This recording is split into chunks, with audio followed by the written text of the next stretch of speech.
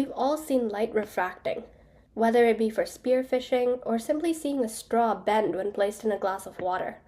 Refraction is a phenomenon observed when a ray of light crosses a boundary between two different media and bends at different angles, depending on the densities and hence the refractive indices of both materials.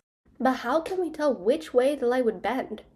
One common analogy is that of a car traveling on a concrete road versus a road filled with mud. When the car moves from concrete to mud, the wheels that reach the mud first turn slower than the other wheels, causing the car to turn towards the normal to the boundary. So when traveling from a low to high index of refraction, the refraction angle is smaller than the angle of incidence.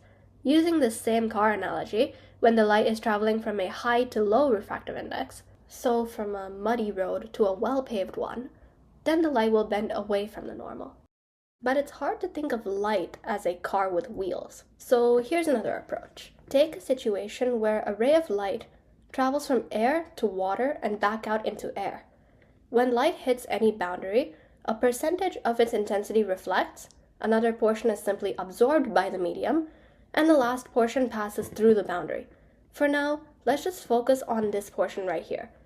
Light hitting the first air-water boundary is traveling at a certain angle, which can be represented by a velocity vector. Since water has a higher density than air, the ray of light experiences a resistance vector, whose components are in the opposite direction as the components of the light's vector.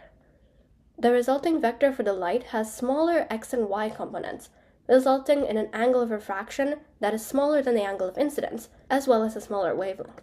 When the light hits the second water-air boundary, it is traveling from a more dense medium to a less dense one. The resistance vector that was opposing the light's motion in water is not present anymore in the air medium. Therefore, the light will travel parallel to its initial path in the first air medium. In the special case of total internal reflection, when light is traveling from a more dense medium to a less dense one, there is a certain angle where the percentage of light intensity that is refracted becomes 0%. Therefore, the light just reflects within the denser medium.